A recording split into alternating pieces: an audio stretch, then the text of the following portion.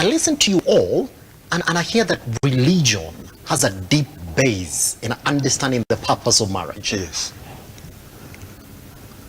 Also then means that when you're going to pick a partner, you have to get somebody who also understands the purpose of religion in a marriage. And I know, Pastor Gishui, you have couples who approach you for intervention, just to see exactly where they are on the religion basis. How do you know that somebody knows the purpose of marriage from a religious perspective? If I got a girl today, and I came to you and told you, Pastor Gishui, I like the way you think about marriage, I want to see exactly where she is. Well, in our setup in our church, yes, when young people come to us and tell us they intend to get married, we take them through counseling, premarital counseling, to give them a good understanding of what marriage is all about. On a religious basis. On a religious basis, but even in the natural, it is necessary. In the African culture, people used to be coached by the elders, by their aunts, by their uncles, and so on and so forth. Yeah. But in our setup, we make sure that we take people through premarital counseling. It is in that forum that we tell them, like Gabriel is saying, that marriage is complete even without children. Children, yes, they are a blessing from the Lord, but you don't marry. Marriage is not a transaction. Marriage is not a contract. Marriage is a covenant. It is a union of two people. And you don't come to marriage thinking so much about what you're going to get from it.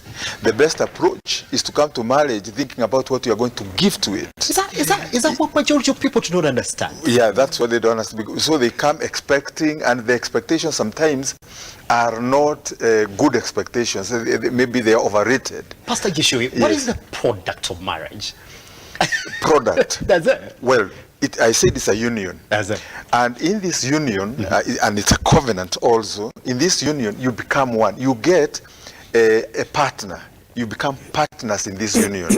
And you become a support staff. The Bible says that, refers to the wife as a helpmate. You're given a helpmate that is suitable for you. Therefore, you are better off.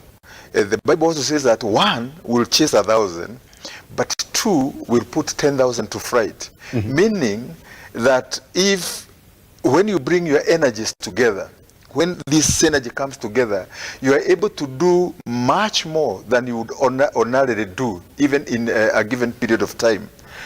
But it's also important to state, because our conversation today revolves around people who are married but then single, that people may get into a union or into a marriage with the best of intentions, but then other issues crop up along the way. For instance, issues of infidelity, issues of finances, and I know we will get time to get into the depth of this, and even issues of culture, because you could marry from our different cultures have the different ways that we look at a husband or a wife. Maybe you come from Uganda, for instance, where women kneel when they are coming before men. And then you marry from my community. That is foreign. We don't do that. And therefore, there are many issues that would contribute into making a union have. But if you come with the right attitude, if you come having purpose to make it work, and if you come, like Gabriel says, making God number one in your union, then it is going to work. But it is work. Marriage is work, but it works. That's it. But that what you should be thinking about is what you're going to give, as opposed to the product. Yes. That ought to be your attitude, that I'm going into it to make a contribution. I'm going into it to make it work. I'm going into it to be a blessing. Of course, along the way, you'll also get so many benefits. But if you look at your spouse as some of them as a worker, or somebody to have pleasure with, or somebody to just sire children for you, well, that is a wrong perspective. And these kind of things don't go very far.